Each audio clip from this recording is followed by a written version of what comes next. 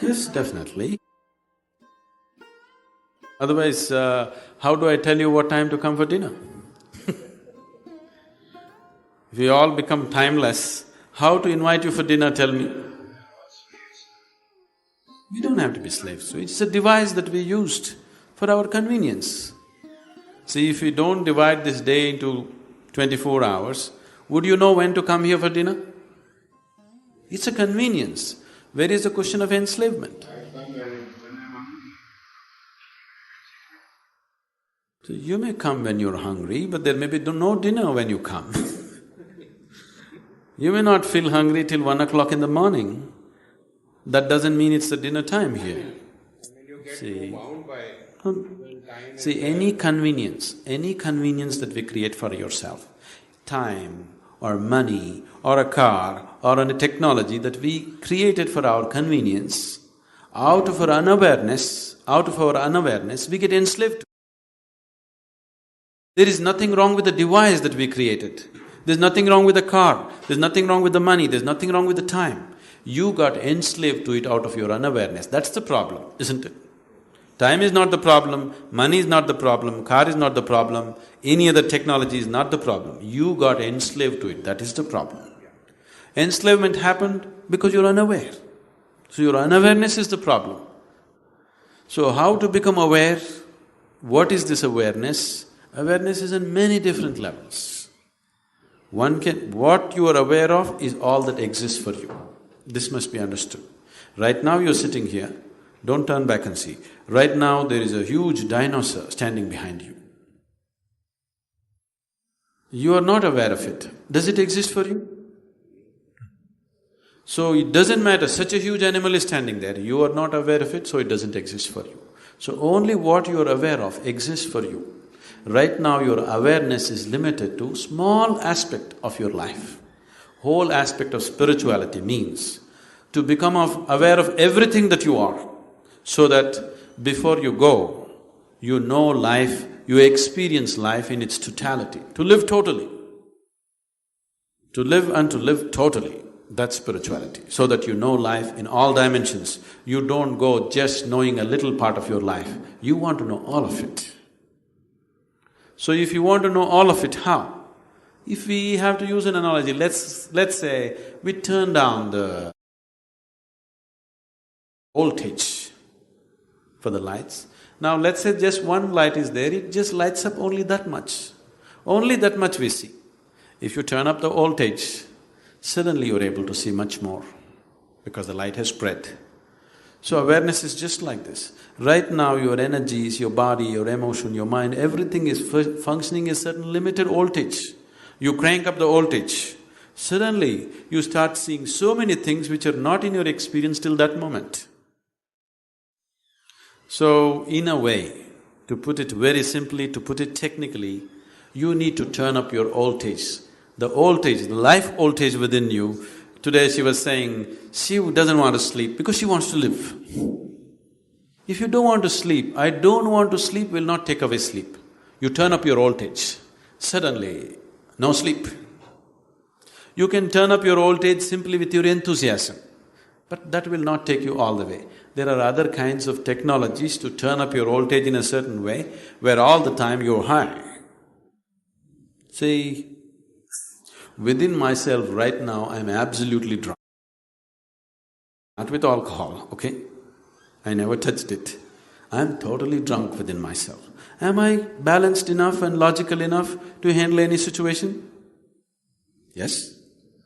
So all the time I'm fully drunk on one level, another level I'm perfectly sane. If I want to flip, any moment I'll flip.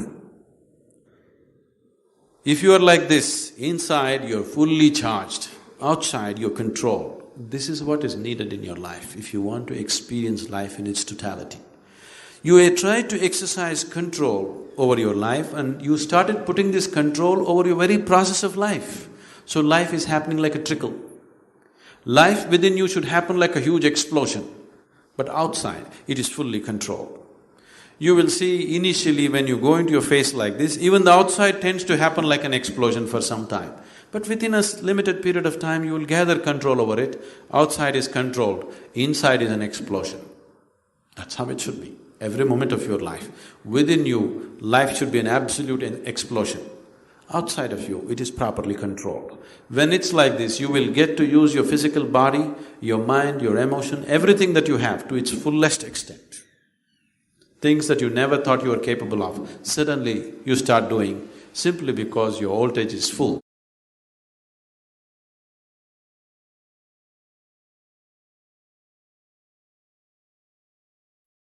Parvati desperately wanted to marry Shiva. So she hired help, the god of Kamadeva. He's the original Cupid. Usually Cupid renders you quite stupid. So he hid behind a tree and shot a flower arrow at Shiva. The flower arrow hit him and he opened his eyes from his meditative state, and this beautiful Parvati was sitting there. And suddenly something stirred up within him and he felt desire for her. Then he got angry, who did this to me? And he looked. Kama was looking from behind the tree at his success. Then he said, you idiot, you disturbed my sadhana and put this desire in me.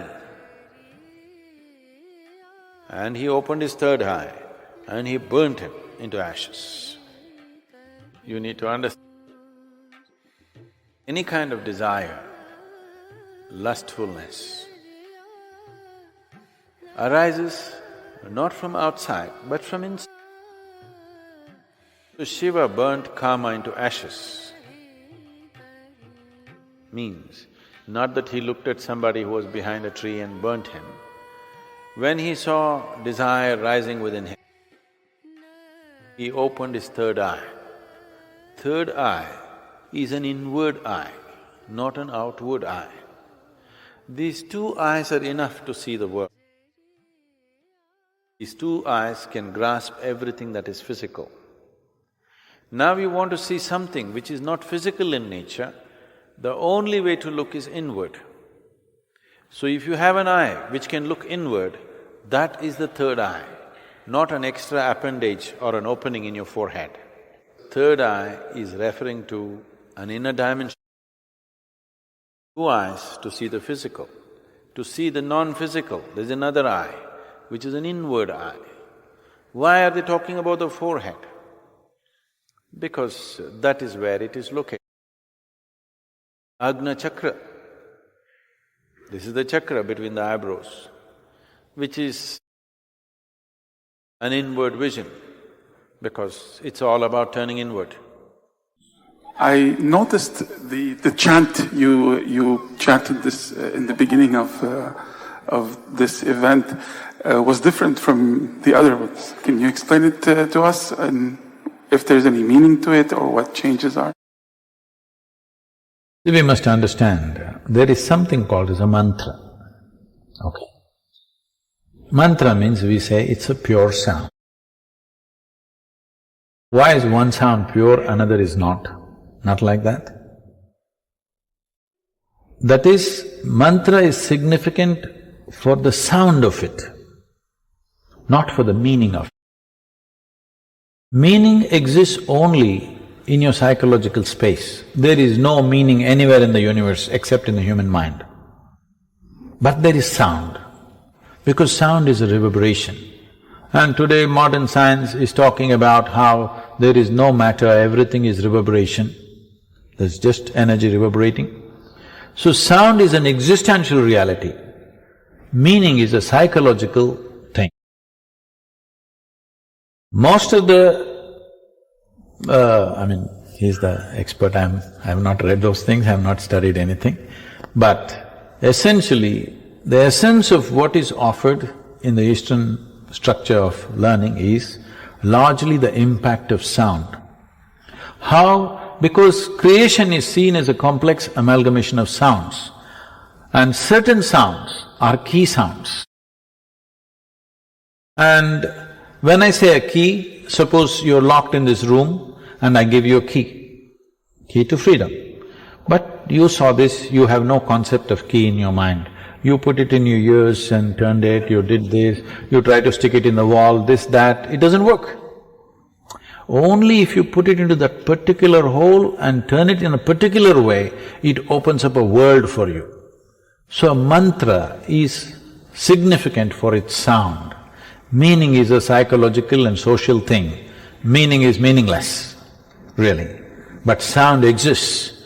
So the science of using the sound to create certain atmosphere within yourself and around you is what it is about. Meaning is just made up by us.